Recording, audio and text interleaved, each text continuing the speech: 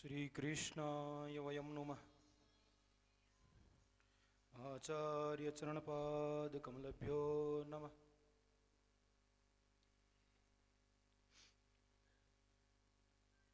भगवान श्री सर्वेश्वर के युगल चरण कमलों में कोटि कोटि नमन करता हूँ एवं व्यासपीठ पर विराजमान प्रातस्मरणीय परम अर्चनीय परम वंदनीय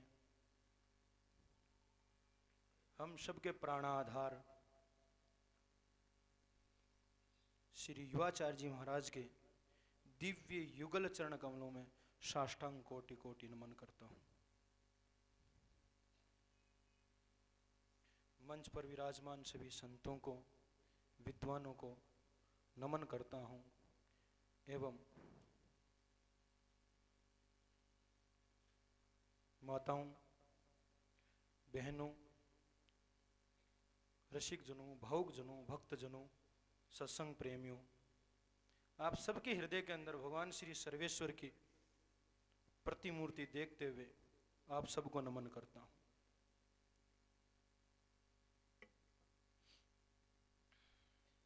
आनंद की प्राप्ति तो निश्चित अपने को हो ही रही है। आनंद को अपन कैसे परमानंद में बदल सकते हैं, ये विवेक, ये रास्ता, ये पथ अपना है।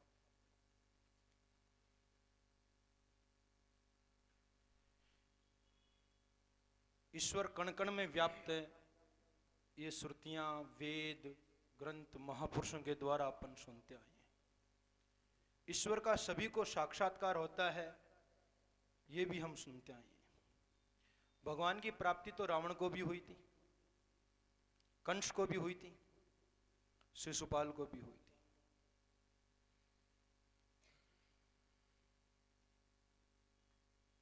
अंतर क्या था? जो मीरा को प्राप्त होने में,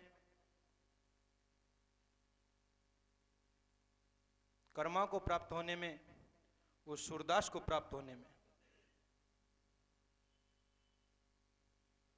अंतर क्या था? वो था सिर्फ केवल भावों का।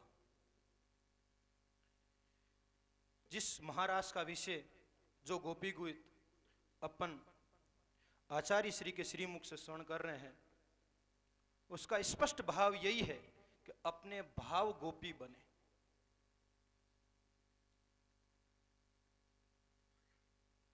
महाराज के प्रसंग में भी ऐसा ही प्रसंग आता है, भगवान शंकर को गोपी के रूप में भाव रूप में प्रकट होना पड़ता है। भाव को गोपी बनाना है और भगवान को प्राप्त करने के सिर्फ 3 मार्ग हैं। उनमें सबसे अगर उपयुक्त कोई मार्ग है और सबसे अगर अच्छा कोई मार्ग है तो वो है केवल भाव मार्ग। एक होता तप मार्ग, तप को भी अपन ने टूटते हुए देखा। विश्वामित्र ने, शोभरी ऋषि ने खूब तप किया ईश्वर को प्राप्त करने के लिए, लेकिन उस तप को खंडित होना पड़ा। दूसरा ज्ञान मार्ग, अगर आप तपस्वी हो तो तप करो, तप भी खंडित होता है, ज्ञान भी खंडित होता है। उद्धव जी ज्ञानी भक्त थे,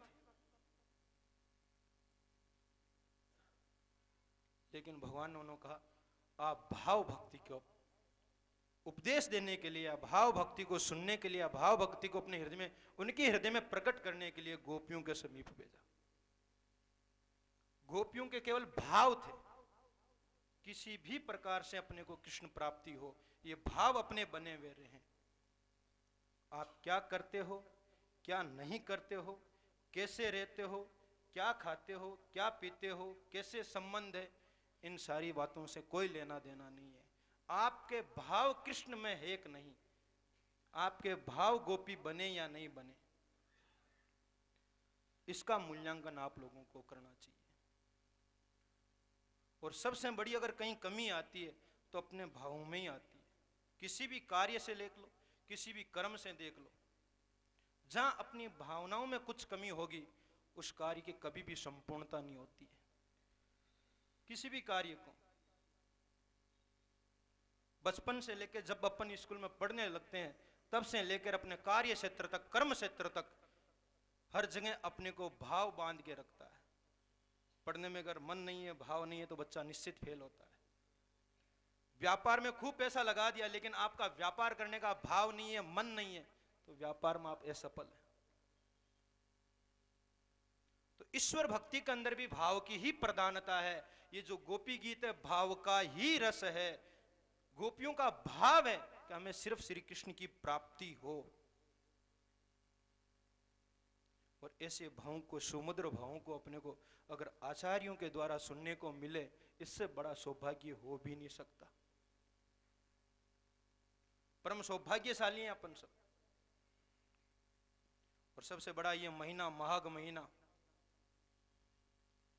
जिस महीने के लिए स्वयं भगवान गीता में कहते हैं कि माघ में मैं हूं। और आचार्यों के रूप में ये सोचो, अपने को ये परम सौभाग्य प्राप्त हुआ है कि आज हरि अपने भावों को व्यक्त कर रहे हैं। आज भगवान स्वयं अपने भावों को अपने तक पहुंचा रहे हैं कि तुम गोपी बनो। स्वयं गीता में भगवान कहते हैं कि आचार्यों के रूप में मैं हूं। ये मानवतावासियों का, अपन सब लोगों का सौभाग्य ही है कि आज स्वयं ईश्वर के द्वारा, ईश्वर की ही वाणी या ईश्वर को प्राप्त करने का मार्ग अपन सबको प्राप्त हो रहा है। इससे बड़ी उपलब्धि अपने जीवन की और कोई दूसरी नहीं हो सकती। इसलिए आप सभी से मेरा करवद निवेदन यही रहेगा कि यहां से जो भी प्राप्त करो, आप अपने भाव में बैठाओ। जब आपके भाव बनेंगे तो आपका आचार, विचार, संस्कार भी वैसा ही बनेगा। अपने अंदर जैसे भाव बनते हैं वैसे ही कार्य अपन करते हैं। इसलिए ज्यादा से ज्यादा आचार्यों के चरित्र पढ़ो, ज्यादा से ज्यादा आचार्यों के चरित्र का चिंतन करो, ताकि आप सबका चरित्र उत्तम बने।